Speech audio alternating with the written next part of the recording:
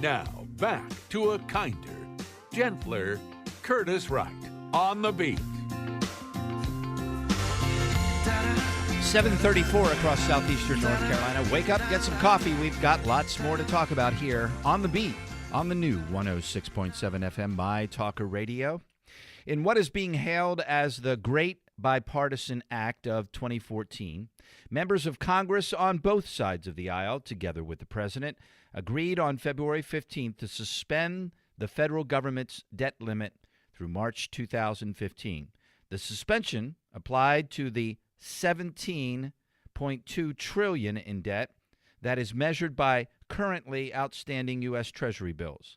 But this did not take into consideration America's other debt ceiling, the one that is approaching $75 trillion, and that unfortunately has no statutory limit. That's the opening paragraph of a new article that's out by our next guest, our commentator that joins us here each Friday, Joe DioGuardi from New York, former congressman, CPA, and, as you know, author of Unaccountable Congress. You lay out again, Joe, good morning, quite a case here in your new article, Why America Has Two Debt Ceilings. Talk a little bit further about what you've put in the article. Curtis, you are good. I sent that out at midnight last night. You do your work either very late or very early, and I'm so happy that you let off with that. Now, why did I do that? In fact, that article is not yet published. I've sent it to 3 places, including Forbes.com, but I sent it to you because I thought, with your knowledge and great experience, you might see something in there that you'll say, hey, Joe, this is not going to be understood too well, or, boy, wow, did you hit it on the head? See, I'm trying to experiment with how to get this complicated message of accounting to the average person. Joe, can I respond to your thoughts on that? You know, sure. Joe, it's 1 3/4 pages long. Any member of Congress, and I would dare say this should be a litmus test, who reads this article and doesn't understand it should immediately resign their position and go back home. That's how well you have put it. And no, I mean, look, you're being elected as a member of Congress to be the watchdog, the overseer, the manager of the greatest and most complex bureaucracy in the history of the United States. And if you don't have the resume, you shouldn't be there.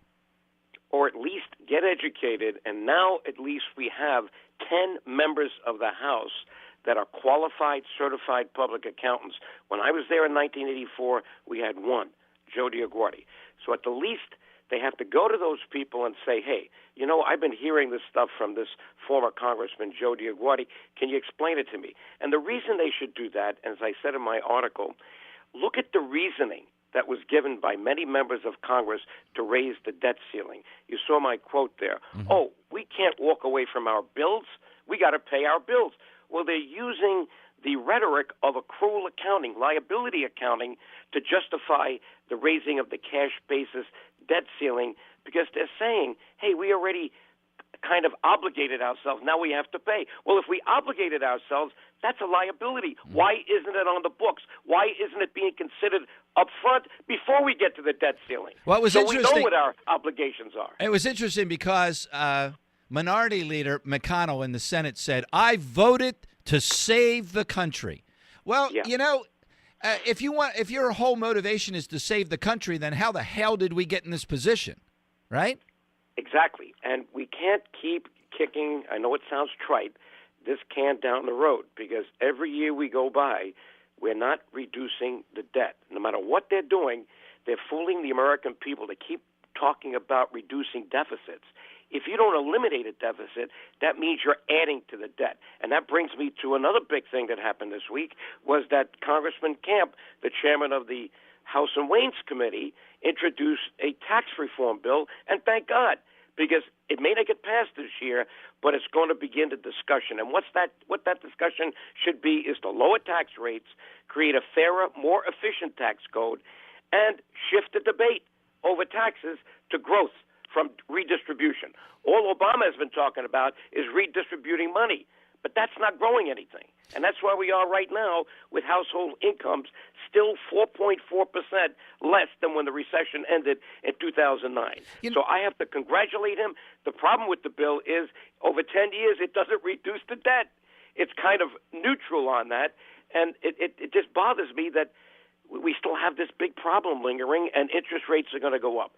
But, one of the things that we've talked about over and over again, and it needs to be repeated over and over again, is that knowingly, the Congress of the United States, knowingly, it's like the guy that says, just don't show me that. I don't want to see that. It makes me feel bad. It puts me in a bad mood.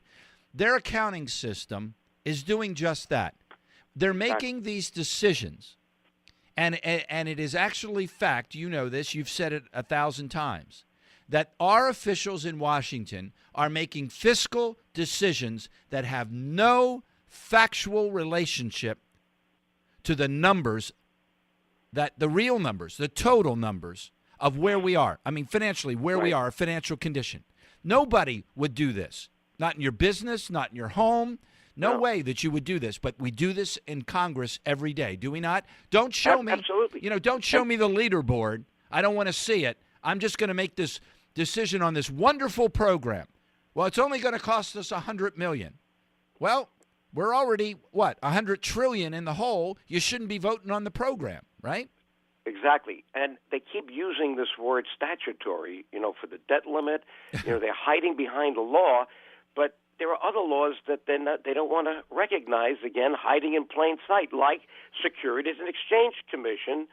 In 1934, they were put in charge of protecting shareholders from fraud by enforcing the accounting principles of the accounting profession. That's why today we do have accrual accounting, but it's on publicly traded companies. Yeah. They need independent audits. They need independent boards. Why? We don't want to see shareholders get mauled, get defrauded. Well, when are we going to do that for the average citizen? By changing the accounting system in the budget process so we can give the taxpayers a good count.